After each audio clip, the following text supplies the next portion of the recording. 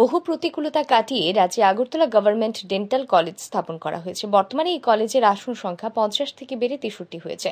IgM হাসপাতালে নতুন করে আরও একটি বিল্ডিং নির্মাণ করা হবে। ডোনার মন্ত্রক থেকে ইতিমধ্যেই এর জন্য 202 কোটি টাকা বরাদ্দ করা হয়েছে। বৃহস্পতিবার আগরতলার প্রজ্ঞা ভবনে ইন্ডিয়ান ডেন্টাল অ্যাসোসিয়েশন ত্রিপুরা শাখা, ন্যাশনাল ওরাল হেলথ প্রোগ্রাম ও ন্যাশনাল হেলথ মিশন ত্রিপুরা শাখা আয়োজিত 23তম বার্ষিক দন্ত চিকিৎসক সম্মেলনের উদ্বোধন করে এই কথা বলেন মুখ্যমন্ত্রী প্রফেসর ডক্টর মানিক সাহা। এদিনের এই অনুষ্ঠানে মুখ্যমন্ত্রীর সাথে উপস্থিত ছিলেন স্বাস্থ্য সচিব কিরণ গীতে, জাতীয় স্বাস্থ্য মিশন ত্রিপুরা রাজ্য শাখার mission director doctor Samit Roychowdhury, স্বাস্থ্য অধিকর্তা ডক্টর সঞ্জীব কুমার দেববর্মা, পরিবার কল্যাণ ও রোগ প্রতিরোধ দপ্তর অধিকর্তা ডাক্তার অঞ্জন দাস, স্বাস্থ্য শিক্ষা অধিকর্তা doctor HP. Sharma, Agartala government dental কলেজের অধ্যক্ষ ডাক্তার শালু রায়, ইন্ডিয়ান ডেন্টাল অ্যাসোসিয়েশনের রাজ্য শাখার সভাপতি ডাক্তার এস.এম. আলী। এদিন অনুষ্ঠানের শুরুতে বিশিষ্ট দন্ত চিকিৎসক ডাক্তার রফিউদ্দিন আহমেদের প্রতিকৃতিতে শ্রদ্ধার্ঘ্য নিবেদন করেন মুখ্যমন্ত্রী প্রফেসর ডাক্তার মানিক সাহা সহ উপস্থিত অন্যান্য অতিথিরা।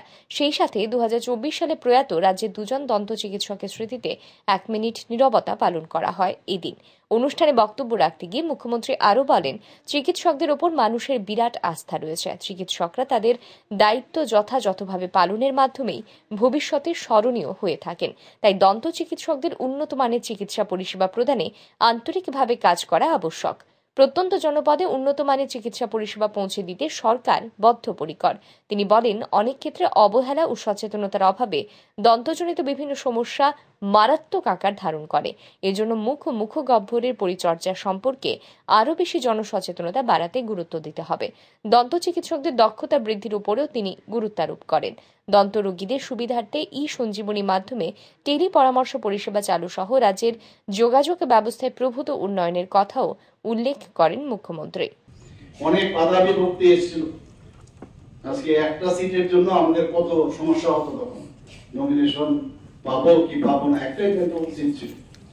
আর আজকে এখানে 50টা সিট এখানে হয়ে গেল, এবার 63 হয়ে গেল, সামনের বছর থেকে 63 আসন সংখ্যা। তো কোন জায়গা থেকে কোথায় ডেন্টাল কলেজও প্রতিষ্ঠিত হলো, এবং শুধু তাই নয়, পাশাপাশি আমরা ডোনার মিনিস্ট্রি থেকে 202 কোটি টাকা আমরা পেয়েছি আরেকটা নতুন বিল্ডিং এই আইজিএমে সেটা প্রতিষ্ঠিত হবে। এবং তার যে ইনফ্রাস্ট্রাকচার, আমি বারবার বলেছি, আমি ইঞ্জিনিয়ারদের বলেছি আমাকে দেখিয়ে দেবেন একবার, কারণ আমরা দেখেছি এর আগেও এসব কলেজ হয় ঠিকই, কিন্তু তার বাস্তব ক্ষেত্রে কিন্তু অনেক সময় বুঝে না যে সাপোজ একটা ডিপার্টমেন্ট আছে, ডিপার্টমেন্টের কি কি লাগবে সেই অনুযায়ী, কারণ পরবর্তী সময় ভাঙো আবার নতুন করে করো, করার আগে আমার আগামী দিনে এমডিএস এরও কেনা হবে, এখানে হোস্টেল হবে, মেয়েদের হোস্টেল হবে। আজকে আমি 5 জন 10 জনের যদি হোস্টেল করি বা 50 জনের হবে না, আমার চিন্তা করতে হবে যে আগামী 4 বছরের যে আমার যারা স্টুডেন্টরা থাকবে তাদের ব্যবস্থাপনা যাতে হয়। এমডিএস যদি আমার সবটি সাবজেক্টে 9টা সাবজেক্টে যদি হয়, তাদের কতজন আসতে পারে, তো সেই হিসাবে আগের থেকে যদি বানানো যায়। এটা যে হোস্টেলে একটা বাথরুমও করা যায় ইচ্ছে করলে, এটা কমন বাথরুম, তো আমি বললাম সবকটা আমাকে একবার দেখিয়ে দেবেন, সেই হিসাবে আমি যদি নট দেই তাহলে আপনারা এটা করবেন। কারণ 23তম বার্ষিক দন্ত চিকিৎসক সম্মেলনকে কেন্দ্র করে ডেন্টাল সার্জনদের দুদিনের এক প্রশিক্ষণ কর্মসূচির আয়োজন করা হয়। সেই সাথে দন্ত চিকিৎসায় উল্লেখযোগ্য অবদানের জন্য ডাক্তার উৎপল চন্দ্রকে এদিনের এই অনুষ্ঠানে সম্মাননা জ্ঞাপন করা হয়। অনুষ্ঠানে একটি স্মরণিকার আবরণ উন্মোচন করেন মুখ্যমন্ত্রী। ব্যুরো রিপোর্ট, আর ই নিউজ।